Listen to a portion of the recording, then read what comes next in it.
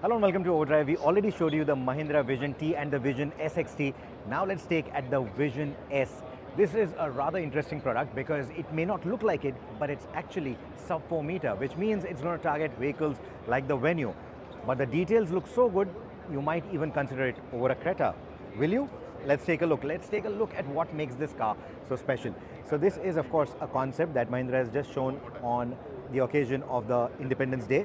15th of August, we are here shooting these, and this is one of the 4 concepts that they have shown. Just a quick refresher, what you see behind is another sub 4 meter vehicle that is going to be the Vision X, and then we saw the Vision T and the Vision SXT, which show the future Thar.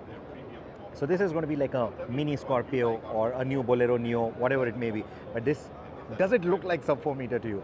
Because Velu-san, who you can see there giving an interview, he clearly mentioned that just because it's a 4 meter, it doesn't need to feel like economy class, right? It needs to feel first class. So what they've done is, you can see that they have pushed the wheels all the way to the corners to give you excellent cabin space. That is what they're doing. So it may not look like a production ready vehicle already, but I'm telling you, the elements are such that they will be able to put it into production very soon. In fact, we've seen a lot of spy shots of this vehicle already, and that vehicle will hit the market real soon. So, like I said, wheels pushed to all the 4 corners. You get these beautiful angled or squared off wheel arches. You also see no step written on that one. That design element I've seen somewhere else. Remind me where there's a little dimple on that wheel arch there. You'll see it here as well, and again, no step written. And it's got a mini Defender or a Defender 110 kind of vibe to it, in terms of the proportions. The proportions look gorgeous.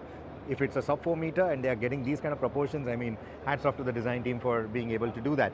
So we see some of the accessorized elements right there, something similar to what we saw on the Vision T as well. You see that right there. So something similar that they have done, and they have also put the spare wheel on the tailgate itself. And I think this is somewhere where the tailgate opening will come out, and they've put that spare wheel there so that it nicely differentiates itself from the rest of the crossovers. But the bodywork, the lines, the paint, all of that is designed such that it doesn't look utilitarian. So when I say Bolero Neo, some of you might say, Bolero Neo, no, it looks a bit utilitarian to me. It doesn't really look that classy. This may not give you those vibes. This just looks stunning, doesn't it? Now, in terms of the rear lighting elements, we see the 2 vertical elements right here and the nice pixelated element right here. Hope they are able to put that onto the production vehicle as well. It will look quite nice. We've seen Hyundai do that with the Ioniq 5, so maybe these guys can do it too. Then we see these ice cube kind of tail lights, ice cube design philosophy. Again, we've seen it with the Koreans, we've seen it with Kia, and that has worked really well for them, and that has been incorporated out here quite well. Then you see the massive skid plate, and the rear overhangs are really tiny. That is how they're maximizing that space in that sub 4 meter segment, and the overhangs being so small, it gives this vehicle some really good approach and departure angles, right? Even in the front, the overhangs are really small. So that's that, and even these little bars there with the vertical lighting elements and that high stop lamp there, it all gives it, all these vertical elements give this vehicle a size, a vertical size perception that makes it look a lot taller than what it is. And you want that imposing stance, especially in that sub 4 meter segment. You want it to look imposing, right? And then we see the flush door handles, again a typical Mahindra trait. And look at the lines, look at the interplay of the vertical and the horizontal lines, all of it coming together so well.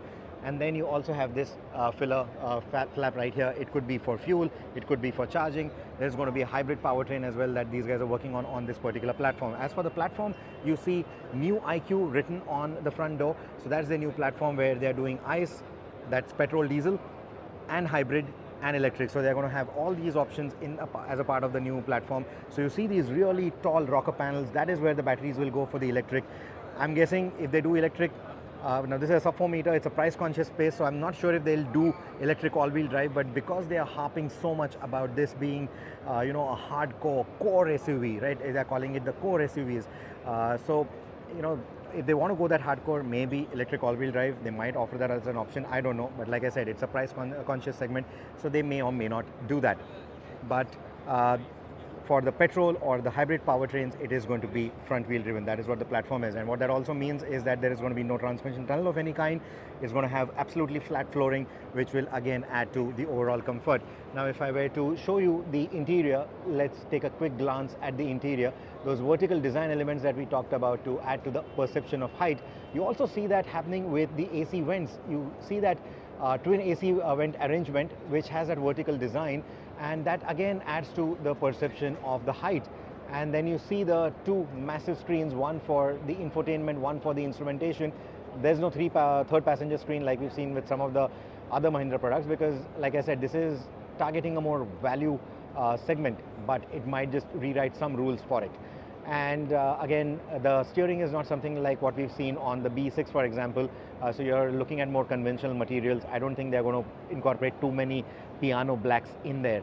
I think they'll keep it for the more premium vehicles. And even at the rear, the seats look production ready to me. You see the big center armrest in there, two adjustable headrests. So that is what gives me the feeling that this is near production, right? And taking a look at the front end, we again see those vertical lighting elements with the two pixelated elements right next to it. Those will obviously be projector beam lamps when it goes into production.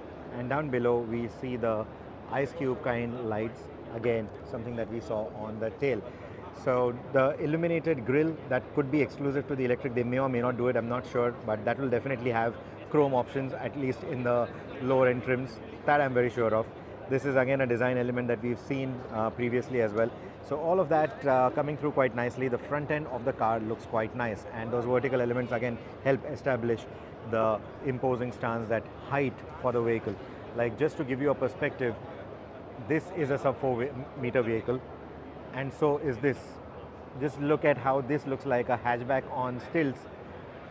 You know, when you look at it from the side especially, and when you look at this one, it just looks like a proper boxy, tiny baby Defender, right? So that is the profile that they are going with.